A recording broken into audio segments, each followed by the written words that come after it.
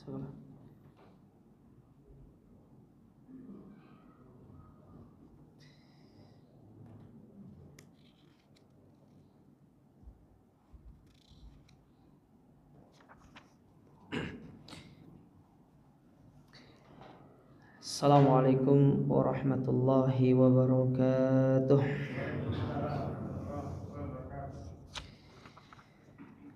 Alhamdulillahi ala ihsani wa syukru lahu ala taufiqihi wa amtinani. Asyhadu an la ilaha illallah wahdahu la syarika lahu ta'ziman li sya'ni. Wa asyhadu anna Muhammadan ad-da'i ila ridwani. Allahumma salli wa sallimu ala alihi wa ashabihi wa ikhwani. Kaum muslimin wal muslimat, para ikhwan dan akhwat, para jamaah yang semoga senantiasa dirahmati Allah. Alhamdulillah, kita bersyukur kepada Allah Azza wa Jalla atas segala kenikmatan yang Allah berikan kepada kita sampai saat ini, sehingga dengan kenikmatan-kenikmatan tersebut kita bisa beribadah kepadanya, kita bisa menjalankan salah satu di antara kewajiban kita kepadanya. Dan semoga Allah Subhanahu wa taala senantiasa memberikan keistiqomahan kepada kita sampai kita meninggal dunia, dan semoga Allah taala memasukkan kita ke dalam surganya bersama dengan Rasul sallallahu alaihi wa ala alihi wasallam. Kembali kita akan melanjutkan kajian kita dari kitab Mukhtasar At-Tadhkirah yang ditulis oleh Imam Al-Qurtubi, di mana pembahasan kita masih pada bab yang ke-13,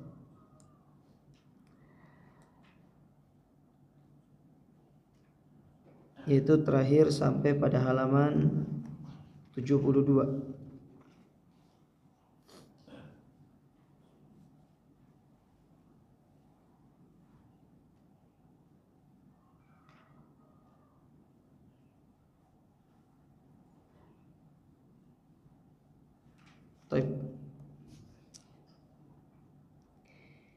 Terakhir kita sampai pada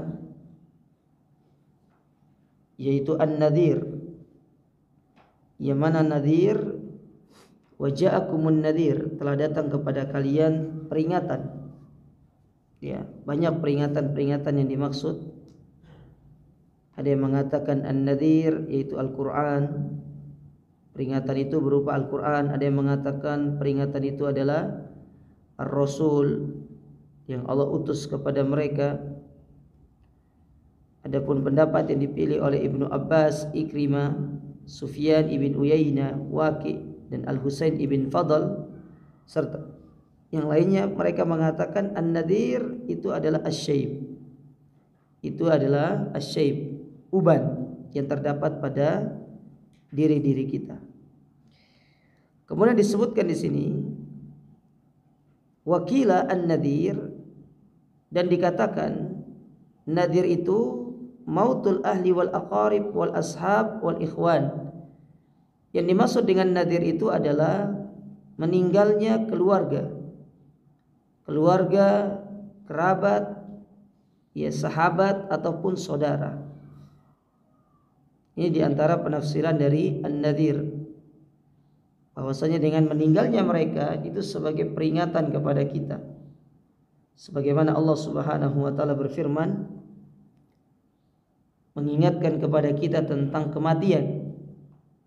Dalam surat Al-Baqarah Allah mengatakan walanabluwannakum bisyai'in minal khaufi wal ju'i wa naqsim minal amwali wal anfusi was samarat wa basyiris sabirin.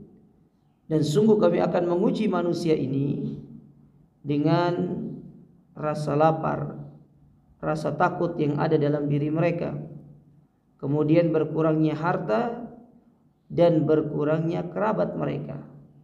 Artinya berkurang kerabat mereka itu dengan mereka meninggal dunia.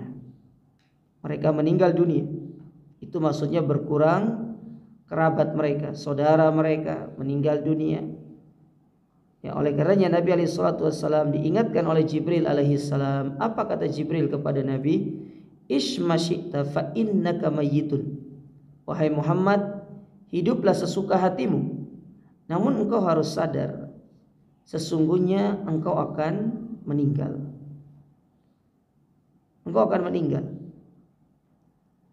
Lalu beliau mengatakan, lalu Jibril mengatakan, wa ahbib man ahbabta fa innaka mufarikuhu. Dan cintailah siapapun yang ingin kau cintai. Namun kau harus sadar bahwasanya mereka-mereka yang kau cintai itu akan pergi meninggalkanmu, atau engkau yang akan pergi meninggalkan mereka terlebih dahulu karena kematian yang datang kepada kita. Dan itu yang terjadi dalam kehidupan kita. Banyak orang-orang yang kita cintai, mereka pergi meninggalkan kita terlebih dahulu, ya, ataupun masih ada di antara kita, dan bisa jadi kita yang akan pergi meninggalkan mereka terlebih dahulu, ya, karena al-mautu haqqun, kematian itu hak adanya, benar terjadi, ya. Kullu nafsin dha'iqatul maut, setiap yang bernyawa pasti akan merasakan kematian. Cepat atau lambat, semua kita akan merasakan yang namanya kematian. Kul innamal mautal ladzi tafirruna minhu fa innahu mulaqikum. Katakanlah wahai Muhammad kepada mereka-mereka yang lari dari kematian, maka katakan sesungguhnya kalaupun mereka lari dari kematian, kematian itu yang akan menghampiri mereka. Jadi kalau kita mencoba untuk lari, kematian itu yang mendekat. Adapun kita orang-orang yang beriman, maka kita katakan tidak boleh kita itu takut akan kematian kalau yang menjadikan kita takut itu masih terhadap dunia, masih menjadikan kita cinta terhadap dunia.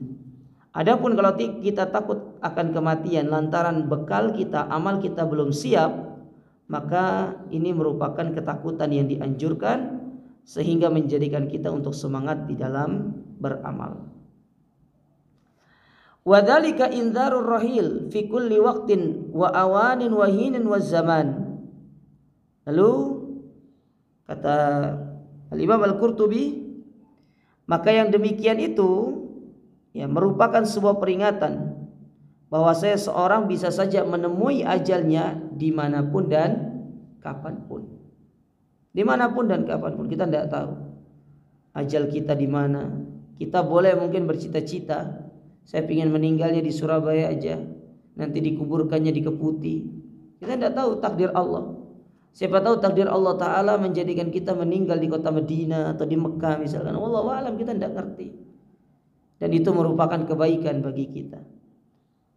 Sebagaimana Khalid ibn Walid radhiyallahu ta'ala an, beliau berharap untuk meninggal di medan pertempuran, meninggal di medan jihad, tapi Allah menjadikan beliau meninggal di atas tempat tidurnya. Meninggal di atas tempat tidur. Padahal beliau berharap ingin seperti para sahabat-sahabat yang lainnya meninggal di medan pertempuran. Tapi Allah menakdirkan kepada beliau justru beliau meninggal di atas tempat tidurnya. Maka kita mohon yang terbaik kepada Allah, karena Allah Subhanahu wa ta'ala yang paling mengetahui tentang perkara yang terbaik untuk diri kita. Wallahu ya'lamu wa antum la ta'lamun. Allah yang tahu sementara kita tidak tahu.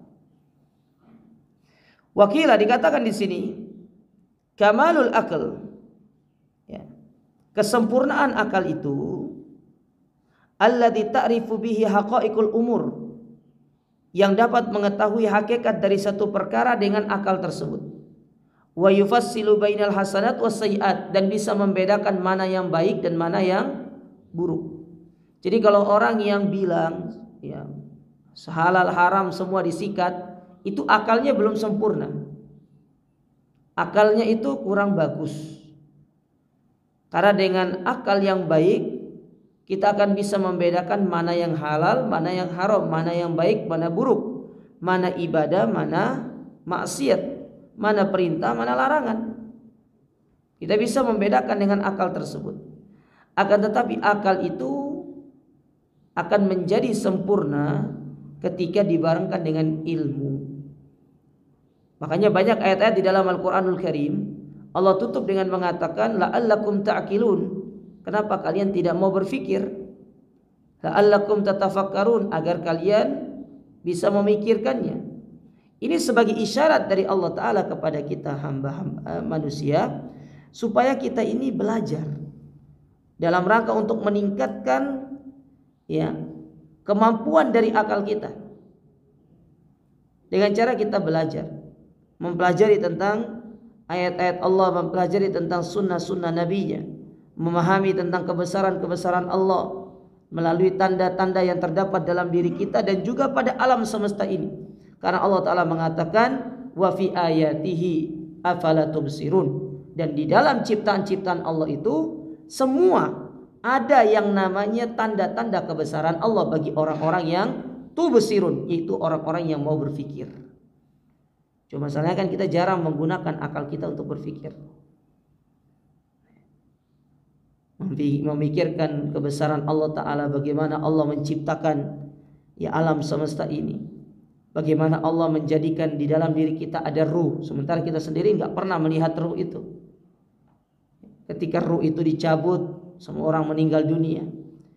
Bagaimana Allah menjadikan kita bisa bernafas setiap harinya dengan gratis. Andai kata oksigen ini harus kita beli, ya kira-kira kita akan bayar berapa? Sementara alat untuk kita pakai membeli oksigen ini juga datang dari Allah. Semuanya datang dari Allah. Jadi Allah memberikan secara percuma kepada kita. Nah, itu yang bisa harusnya kita berpikir. Bagaimana kebesaran-kebesaran Allah Subhanahu wa Ta'ala. Bisa membedakan mana yang baik, mana yang buruk. Fal akil, maka orang yang berakal, kata Imam Al-Qurtubi, ya'malu li akhiratihi, mereka itu senantiasa beramal untuk mempersiapkan akhiratnya, wa yuraghab atau wa yuraghibu atau wa yarghabu fima inda rabbih, dan mereka itu antusias untuk mendapatkan apa yang Allah janjikan di sisinya. Apa yang Allah janjikan di sisinya? Surga. Itu yang terbaik. Dan yang Allah janjikan di sisinya adalah kesempatan untuk kita melihat wajah Allah. Kata Allah Ta'ala, lilladzina ahsanul husna wa ziyadah.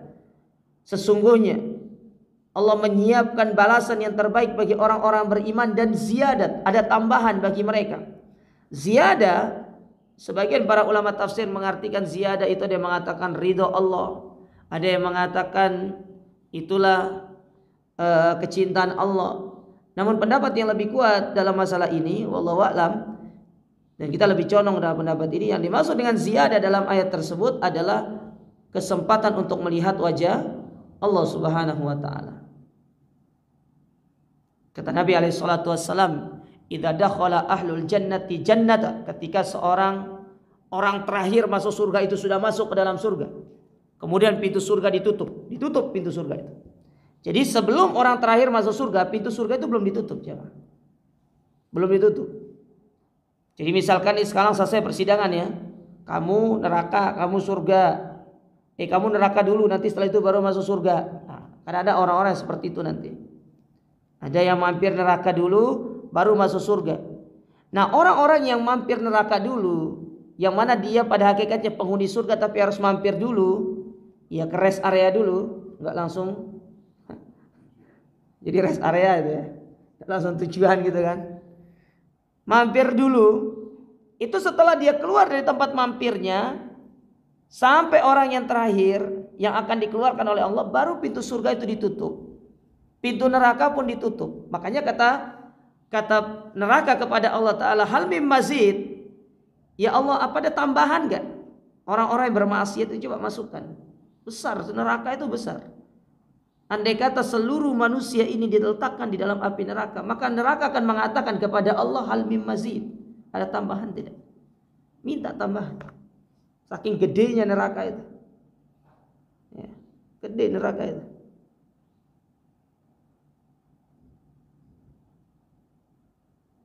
Minta tambahan sama Allah Ta'ala. Nah, ketika dikeluarkan, kata Nabi SAW, dikeluarkan sudah dalam kondisi gosong tentunya. Baik antum masuk api kemudian keluar dari api itu kira-kira jadi apa itu? Ya. Ibarat kata kita goreng kerupuk, tahu-taunya tinggal hitamnya doang kelihatan. Tapi bedanya kalau orang yang keluar dari neraka, dia dimandikan dulu di telaganya Nabi, dimandikan, dibersihkan dulu, digantengkan. Ya, jadi yang masuk neraka itu keluar kondisinya ganteng lagi, usianya 33 tahun, ganteng. Ya, kalau disuruh masuk surga langsung takut nanti orang-orang di dalam surga nanti lihat, oh, iki kok ya beda dewe, kita ganteng ya elek sendiri gitu. Masuk surga, ditutup. Ya. Maka berkata Allah Subhanahu wa taala kepada penduduk surga, "Alam azidukum? Maukah kalian aku tambahkan nikmat?" Maka penduduk surga mengatakan, "Ya Allah, apa yang kau tambahkan kepada kami? Alam yubayyit wujuhana? Bukankah kau telah menjadikan wajah-wajah kami berseri-seri? Ya. Kemudian engkau memberikan kami nikmat yang tiada taranya. Wa yunajjina minan nar, dan engkau menyelamatkan kami dari api neraka. Apalagi yang kau mau berikan kepada kami?" Ini sudah luar biasa pemberian seperti ini. Orang yang sengsara di dunia masuk surga lupa sengsaranya. Tak pernah sengsara dia. Tapi orang yang di dunia selalu bahagia, selalu dalam kondisi bahagia versi dia ya. Karena kebahagiaan yang hakiki itu kebahagiaan yang Allah letakkan di dalam hati seorang manusia. Itu kebahagiaan yang hakiki. Mungkin secara zahirnya kita lihat, oh Masya Allah ya bahagia. Kita tidak tahu hati orang jemaah. Ya, makanya antum jangan melihat orang itu, ya don't judge by the cover. Ya, gitu. Jangan dilihat dari sisi luarnya. Orang boleh saja kelihatan dari luar itu bahagia, sebuah serba kecukupan, tapi hatinya, pikirannya itu tidak ngerti.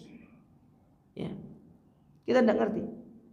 Ada orang, ya, secara luar penampilan biasa orang ini, tapi bisa tidur di pinggir emperan toko itu dengan nyenyak. Kita tidur di atas tempat tidur enak, gak bisa tidur.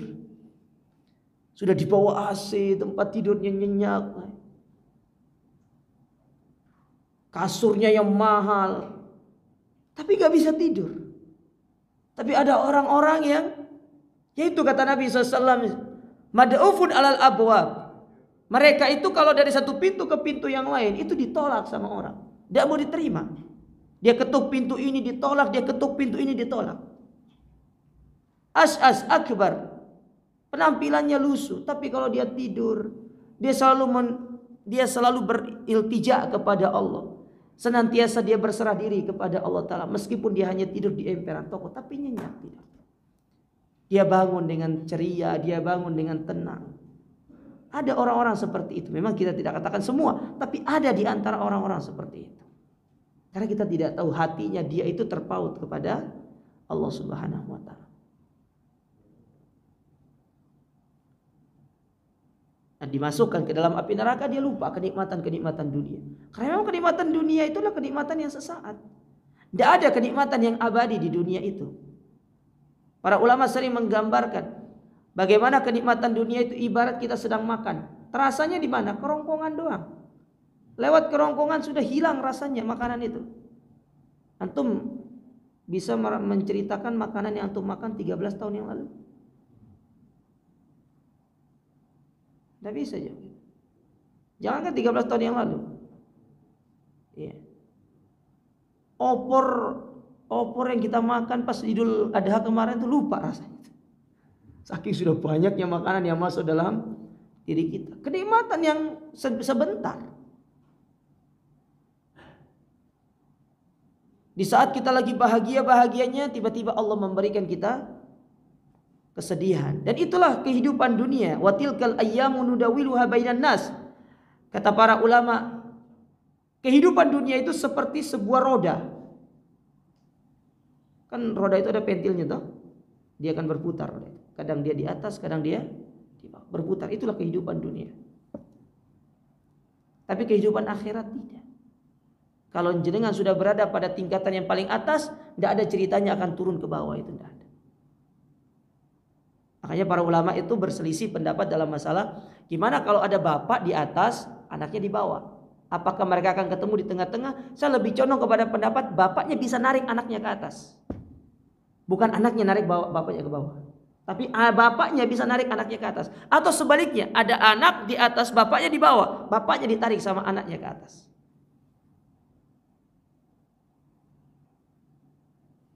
Karena dia kenikmatan yang abadi, tidak ada batasan. Tapi kita kembali ke hadis tadi. Jadi penduduk surga bilang, apalagi yang mau diberikan kepada kami?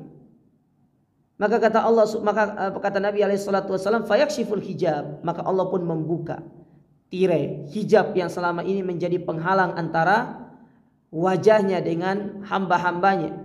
Yang mana Nabi Musa meminta kepada Allah untuk melihat wajah Allah, tapi tidak bisa. Tapi di surga Allah buka hijab tersebut, dan kata para penduduk surga, tidak ada kenikmatan yang lebih besar kecuali kita melihat wajah Allah Subhanahu wa ta'ala. Makanya Allah Ta'ala berfirman dalam surat Al-Qiyamah, wujuhu yawma idzin nadhira ila rabbiha nadhira.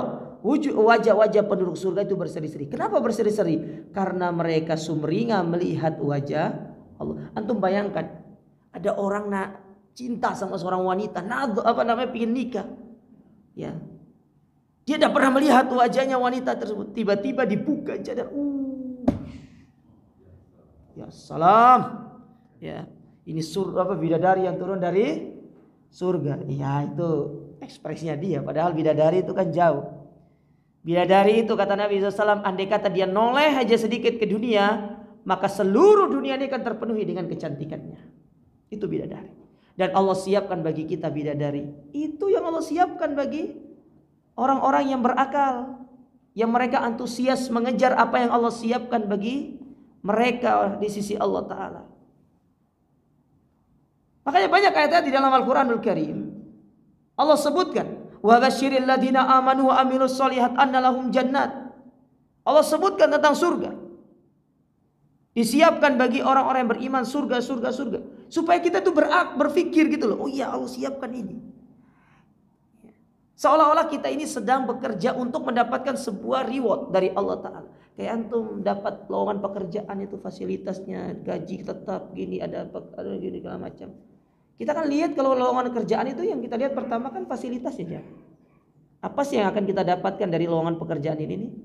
Oh, dapatnya ini. Oh ya, tertarik. Tertarik kita pingin. Nah, masa Allah menggunakan redaksi seperti itu, masa kita tidak tertarik gitu? Di dalam Al-Quran Allah menggunakan redaksi seperti itu. Tidak cukup Allah menjelaskan tentang surga, Allah menjelaskan tentang neraka supaya kita ini lebih takut lagi kepada neraka. Tapi itulah manusia. Kadang-kadang tidak bisa berpikir, tidak bisa mengambil pelajaran dari apa yang Allah Subhanahu wa ta'ala jelaskan kepada kita di dalam ayat-ayatnya. Membayangkan bagaimana kenikmatan melihat wajah Allah. Nabi ketika peristiwa Isra Mi'raj tidak melihat wajah Allah. Di antara bentuk kehinaan orang kafir yang Allah berikan kepada mereka, ketika di hari kiamat mereka berdialog dengan Allah, Allah tidak bisa dilihat oleh mereka. Kerugian. Tapi penduduk surga Allah berikan kenikmatan yang luar biasa, bisa melihat wajah Allah Subhanahu wa ta'ala. Tapi antum jangan bayangkan sekarang wajah Allah seperti apa. Ya. Jangan dibayangkan wajah Allah ada hidungnya. Wallahu a'lam, kita tidak ngerti apa gimana. Karena kita tidak bisa melihat, dia bisa mendeskripsikan sesuatu yang belum pernah kita lihat. Bayangkan banyak orang yang ingin menggambarkan tentang surga di internet itu. Antum coba tulis di Google itu surga, akan banyak versi-versi surga yang mereka gambar itu.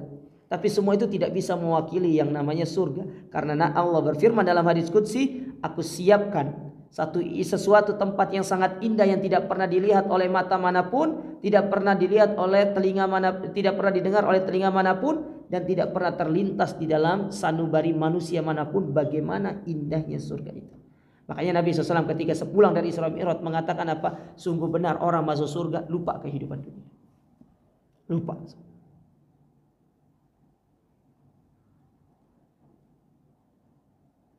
Antum yang hobi kuda, di surga itu ada kuda, Pak. Tapi kudanya itu terbuat dari permata yang merah. Dan dia punya sayap. Kalau bahasanya anak-anak sekarang itu Pegasus atau unicorn itu. Kudanya ada sayapnya. Bisa terbang. Dan dia akan mengantar kita kemanapun kita inginkan. Ada kuda.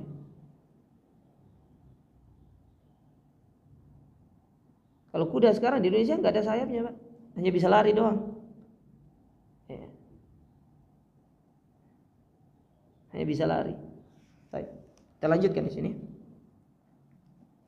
Kemudian dikatakan oleh Imam Al-Qurtubi, jadi mereka itu wayarghabu fima inda rabbih, yang mana mereka itu berupaya untuk mendapatkan apa yang Allah Subhanahu wa taala janjikan kepada mereka. Fahuwa nadhir, maka itulah peringatan. Itulah peringatan. Memberikan peringatan kepada kita.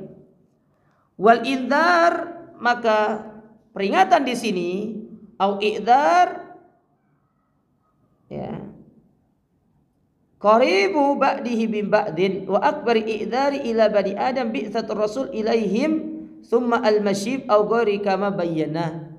Maka di antara peringatan yang terbesar yang Allah kirimkan kepada manusia, yang pertama diutusnya rasul. Para rasul itu sudah peringatan. Ya. Kan di antara tanda-tanda kiamat itu satu, meninggalnya Nabi SAW. Jadi diutusnya Nabi kemudian beliau meninggal dunia, itu sudah tanda-tanda yang harus kita perhatikan. Tapi tanda itu tidak kita dapatkan karena kita tidak hidup di zaman Nabi. Cuma yang sangat erat kaitannya dengan kehidupan kita itu adalah al-masyib, yaitu adanya uban yang ada pada diri kita. Itu sebagai peringatan supaya kita nih sudah harus siap-siap. Ya, kita harus sudah siap-siap nih. Ya. Jangan sampai persiapan kita itu tidak maksimal. Tahu-taunya sudah game over dan ternyata bekal yang kita bawa belum sesuai dengan harapan kita. Maka kami nasihati kepada diri kami pribadi dan kepada antum semuanya, tinggalkan dunia ini sebagaimana ini nasihat Syekh Sulaiman ibn Salimullah Ar-Ruhaili. Beliau pernah memberikan nasihat ketika beliau mengisi di Masjid Kuba.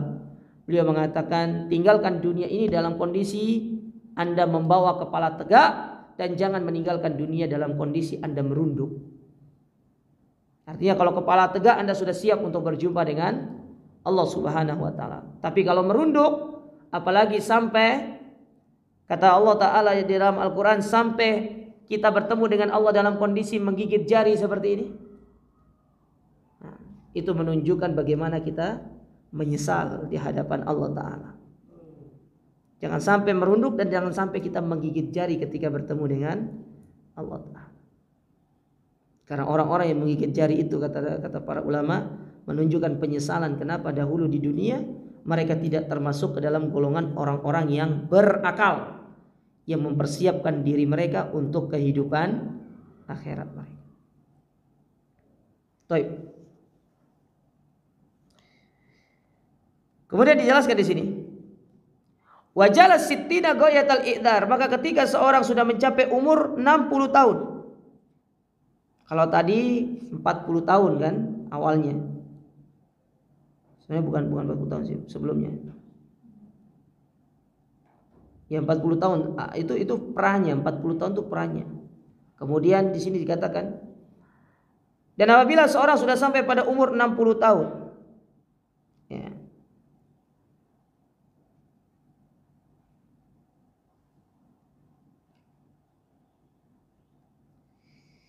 ghayatul i'dar, maka orang-orang yang sudah sampai umur 60 tahun ini harus benar-benar dia itu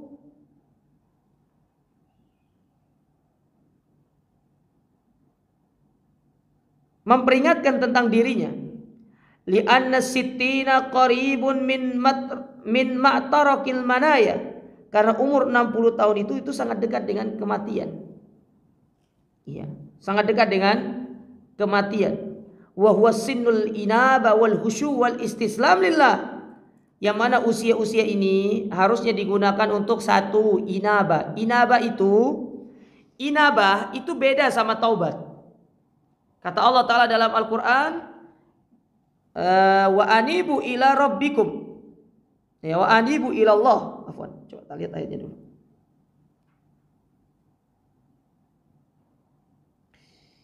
Ya, wa anibu ila rabbikum dalam surat Az-Zumar ayat yang ke-54. Dan kembalilah kalian kepada Allah wa aslimu, dan berserah dirilah. Anibu, inaba itu beda dengan taubat. Ya. Jadi kalau gimana cara jelasinnya? Jadi taubat itu seorang kembali kepada Allah dengan meninggalkan segala dosanya disertai dengan penyesalannya. Nah, itu kan orang tobat seperti itu. Nah, inabah itu lebih dalam lagi. Lebih dalam lagi daripada taubat. Ini istilah sebenarnya secara sinonim itu sama. Cuma kalau dia digandengkan berdua ini, dia berdiri berdua. Inabah itu lebih mendalam. Ya, lebih mendalam. Dan sering diartikan oleh para ulama itu, oleh sebagian para ulama seperti dengan arti tobat. Tapi sebenarnya inabah itu lebih mendalam lagi. Benar-benar tobat itu tobat yang sudah. Dia itu ingin sebenarnya kembali kepada Allah, meninggalkan segala perbuatan dosanya, dan dia berupaya untuk bagaimana mempersiapkan diri dengan sebaik-baiknya. Ya, itu namanya inabah, dan tidak akan pernah melakukan keburukan lagi. Itu namanya inabah. Kalau orang tobat, setelah tobat itu biasanya maksiat lagi dia. Yang kita kenal dengan tomat itu loh. Ya, tobat maksiat, tobat sambal, pedes, berhenti. Pedesnya hilang, lanjut lagi. Ya, tobat sambal kan gitu. Ya, kalau dapat musibah berhenti. Ya Allah, saya tobat. Giliran musibahnya sudah hilang, kondisinya sudah mulai lapang, maksiat lagi dia. Tapi kalau inabah enggak. Inabah itu benar-benar dia melepaskan diri dari maksiat itu. Sudah enggak mau kembali lagi. Makanya Allah katakan dalam surat Az-Zumar itu apa? Wa anibu ila rabbikum wa aslimu min qabli ayyatiyakumul adab. Kembalilah kalian kepada Allah, berserah dirilah sebelum datangnya azab kepada kalian. Nah, ini usia-usia yang istilah krusial masalahnya. 60 tahun itu krusial jamaah. Maka kita disuruh untuk kembali kepada Allah Ta'ala. Al-inabah wal khusyu. Ya, kita kembali untuk memperbarui rasa khusyuk kita di dalam kita beribadah kepada Allah. Jangan sampai kita beribadah kepada Allah itu mudah terdistrak dengan perkara-perkara yang tidak penting. Maka sebisa mungkin perkara yang bisa menjadikan kita tidak khusyuk di dalam kita beribadah itu ditinggalkan. Karena ingat, syaitan salah satu pintu godaannya menjadikan orang tidak khusyuk dalam ibadah. Itu pintu syaitan. Ya. Yang sebagaimana disebutkan oleh Imam Ibnu Qayyim rahimahullah, itu adalah pintu yang paling akhir. Pintu selalu mengganggu kita dalam kondisi kita beribadah kepada Allah. Makanya pernah diceritakan ketika Nabi SAW sedang sholat, maka syaitan datang untuk mengganggu Nabi SAW. Akhirnya Nabi mencekik setan itu sampai keluar air liurnya. Ya, dari sini kita tahu setan itu punya air liur, sama kayak manusia. Sampai keluar air liurnya. Maka kata Nabi SAW, andai kata engkau tidak ditakdirkan oleh Allah Ta'ala menjadi makhluk yang manusia tidak bisa melihatmu, aku akan ikat kamu di tiang Masjid Nabawi dan akan menjadi bahan olok-olokan anak-anak kecil. Karena setan itu pada hakikatnya dia tidak bisa apa-apa. Ada satu buku yang bagus. Saya berharap antum membeli buku ini. Sudah diterjemahkan. Ini tulisannya Syekh Wahid Abdul Salam Bali. Ya, bukan Bali maksudnya dari Bali ya. Nama beliau tuh Bali memang. Syekh Wahid Abdul Salam Bali, salah seorang ulama dari, ya dia pengajar di kota Mesir. Salah satu Syekh Salafi di kota Mesir. Karena banyak syekh itu di Mesir itu tidak Salafi gitu. Ya banyak yang haroka juga banyak. Yang ngajak tahlilan juga banyak. Jangan kira di Mesir itu nggak ada. Iya. Banyak, ya. Jangankan itu di mana, di Mesir, di Madinah juga ada kayak gitu. Cuma bedanya mereka-mereka yang menyimpang itu tidak bisa masuk Masjid Nabawi gitu aja. Jadi yang Masjid Nabawi itu yang ngisi di Masjid Nabawi semuanya insya Allah semuanya sudah berada di atas manhaj salaf. Tinggal antum pilih. Tapi saya yakin antum kalau ngaji di Masjid Nabawi pasti antum pilih kajian bahasa Indonesia. Iya. Saya yakin kalau itu.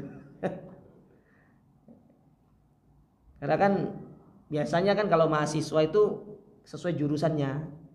Kalau mereka jurusan fikih biasanya duduknya di Syekh Sulaiman. Syekh Sulaiman itu ke tengah. Kan yang bolong itu kan ada 2 tempat tuh atas itu. Ya kan? Ada yang kiri, ada yang sebelah barat, ada yang sebelah timur. Nah, Syekh Sulaiman itu sebelah timurnya. Ya, sebelah timurnya. Ya, sebelah timur yang sana. Sebelah timur. Kan kita sholat ngadap selatan kan? Kalau di Madinah itu sholatnya ngadap selatan. Itu menunjukkan sholat itu bukan ngadap barat, tapi ngadap Ka'bah. Oh, di Madinah kita ngadapnya selatan. Kalau ngadap barat atau Ka'bah, berarti Ka'bah antum Amerika berarti.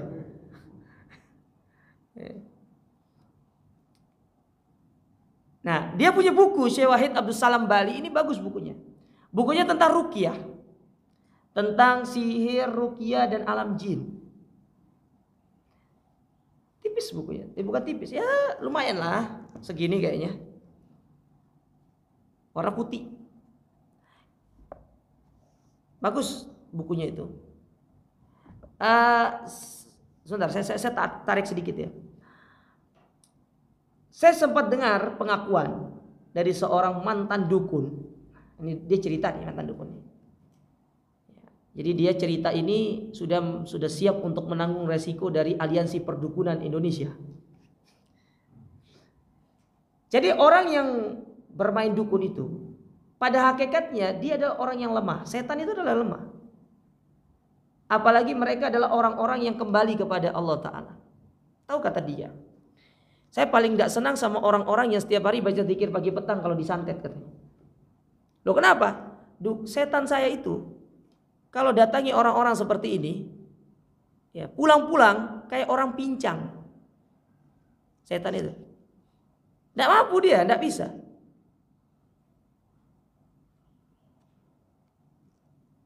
Nah makanya kenapa banyak orang dah khusyuk, disebutkan sama dia. Kenapa banyak orang bisa diganggu sama jin padahal dia sholat?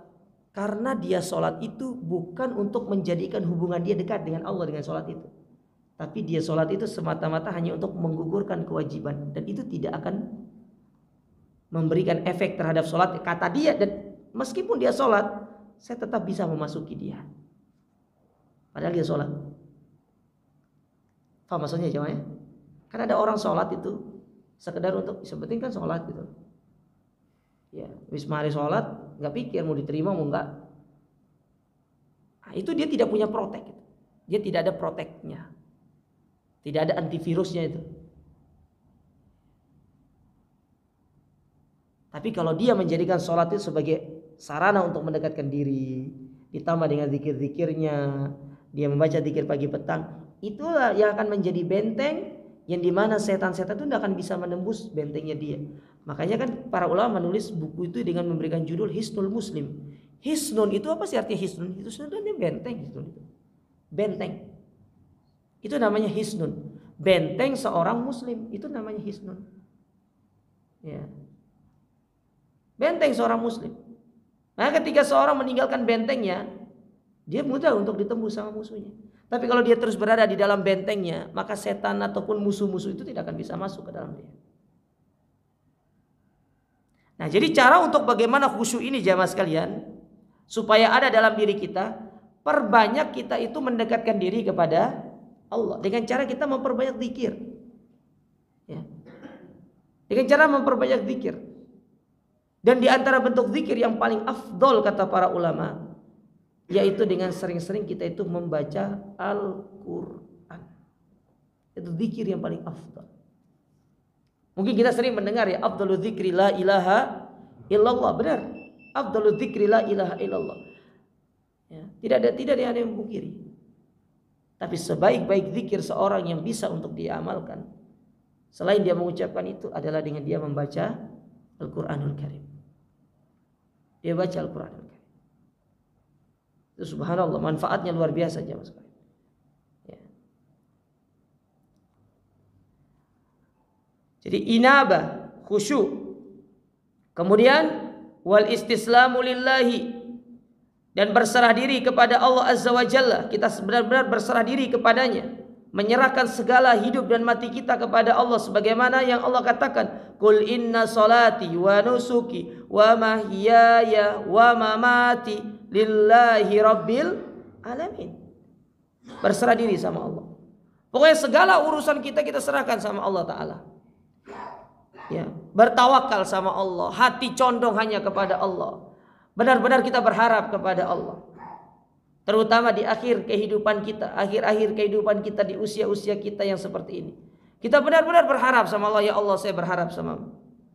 Ya. Dan selalu memperbanyak doa, jamaah sekalian. Di antara doa yang sering kita diperintahkan oleh Nabi SAW untuk kita memperbanyaknya, Allahumma a'inni ala dzikrika wa syukrika wa husni ibadatik. Itu doa yang harus perbanyak. Makanya kenapa doa itu disarankan oleh Nabi SAW untuk dibaca pada setiap kita selesai sholat.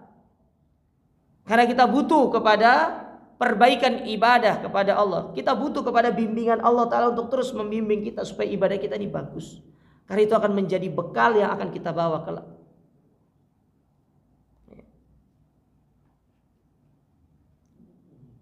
Gimana kondisinya kalau kita membawa sesuatu yang tidak baik untuk bertemu Allah? Maka kita tidak akan merasa pede. Tapi kalau kita membawa ibadah yang bagus, ibadah yang terbaik bertemu dengan Allah Ta'ala, insya Allah kita akan pede. Kita akan pede. Makanya kembali kepada Allah, istislam, berserah diri kita kepada Allah Ta'ala. Ya. Wa taqarrubul maniyah. Ya. Kemudian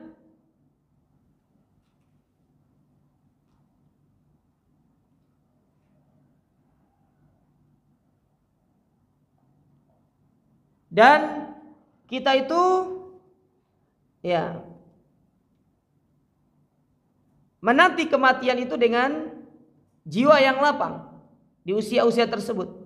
Sudah dipikirkan tentang mati, sudah tidak usah pikirkan yang lain. Waliqaillah, dan bagaimana kita akan bertemu dengan Allah Ta'ala. Fafihi i'dharu ba'da i'dhar wa indhar ba'da indhar. Maka dalam hal-hal tersebut terdapat ya peringatan yang akan membantu diri kita untuk menjadi seseorang yang lebih baik lagi. Ya.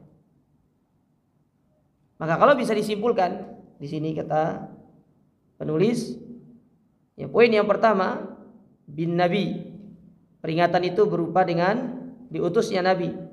Sedangkan yang kedua bisyayb, yaitu dengan datangnya uban. Wadzalika inda kamalil arba'in, yang mana uban ini kebanyakan mulai muncul dalam diri kita pada usia 40 tahun.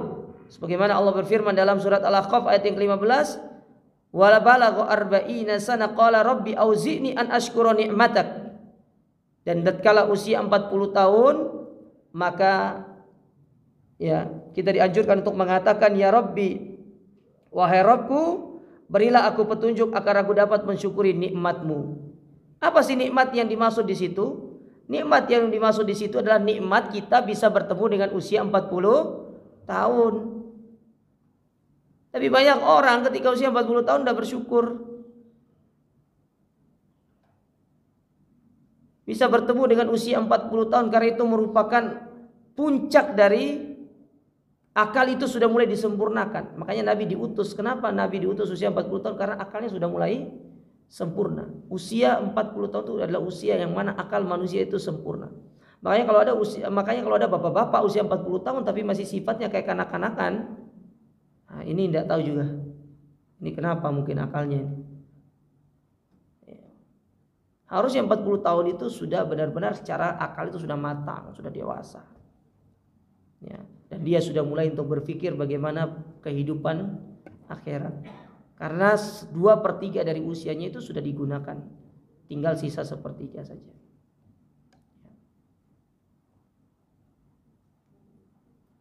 Nah, kemudian dikatakan di sini, Anda man balagha arba'in, karena sesungguhnya orang-orang yang sampai pada usia 40 tahun, faqad ana lahu an ya'lama miqdara ni'mallahi alaihi ala walidayhi an yashkurahu wa yashkuruha. Usia orang yang sudah sampai pada usia 40 tahun itu sudah cukup bagi dia untuk bagaimana dia mengetahui bagaimana nikmat Allah. Sudah banyak 40 tahun tuh nikmat Allah itu sudah terlalu banyak. Sekarang kalau 60 ya, 40 tahun itu sudah terlalu banyak nikmat Allah Ta'ala. Tinggal 20 tahun. 20 tahun ini yang perlu untuk kita maksimalkan. Ya itu kalaupun kita sudah kenal, sudah benar-benar mulai kembali kepada Allah usia 40 tahun. Kadang-kadang ada yang kembali kepada Allah telat. Ya, banyak orang-orang yang kembali kepada Allah itu telat. Di antaranya usia-usia pensiun baru dia kembali kepada Allah. Usia pensiun berapa? 56 kan? 56, 57. Ya 5 itulah 56, 57, 58. Itu non guru kalau nggak salah itu. Kalau guru itu 60 tahun kalau nggak salah. Ya, guru itu 60 tahun kan? 70, Pak.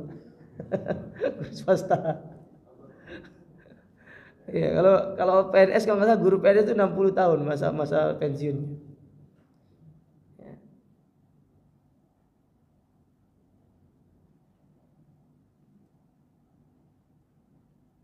Nah, ini harusnya sudah usia 40 itu sudah mulai.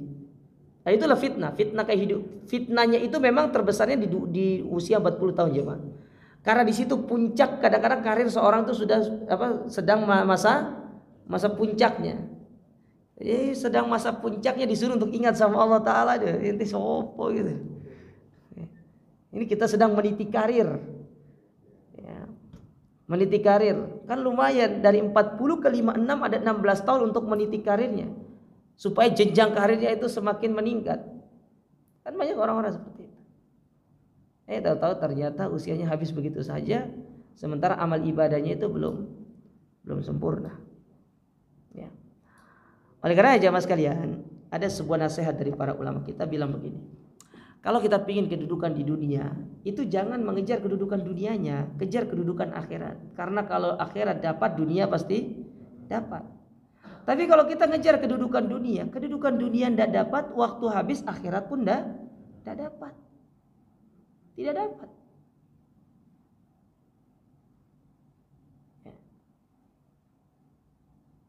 Tidak dapat kita.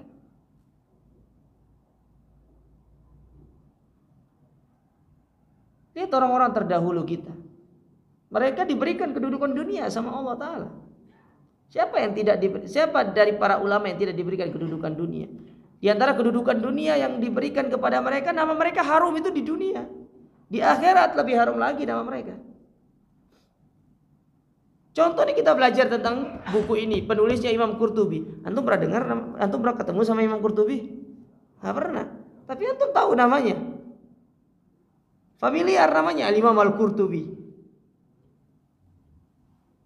Al-Imam Al-Qurtubi.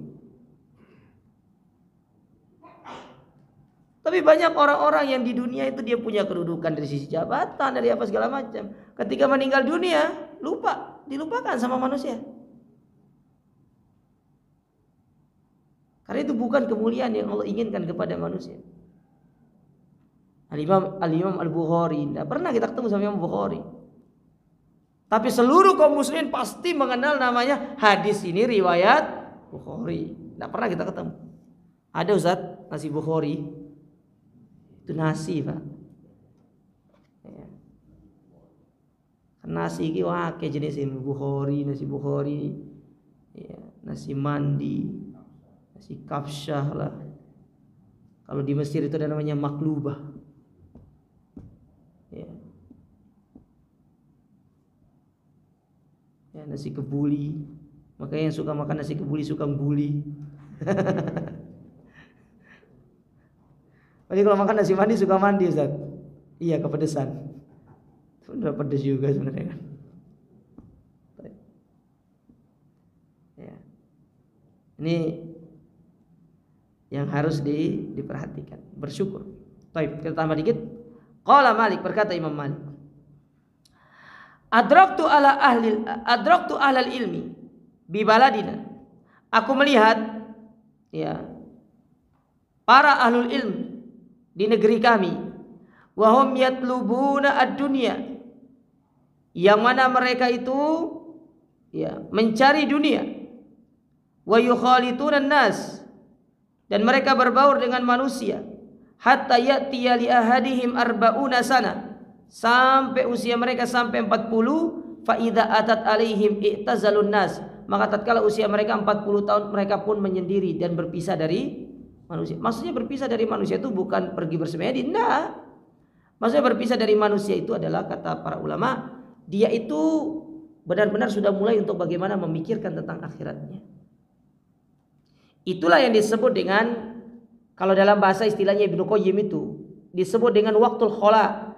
Kita itu harus punya banyak-banyak waktu untuk menyendiri, untuk berpikir kehidupan kita, untuk bagaimana memikirkan dosa-dosa kita, berpikir bagaimana kehidupan kita nanti. Ya.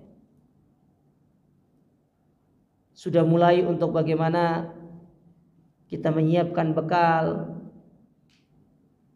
Dan itu yang terjadi di zaman-zaman para salaf terdahulu. Kalau kita sekarang ini jarang.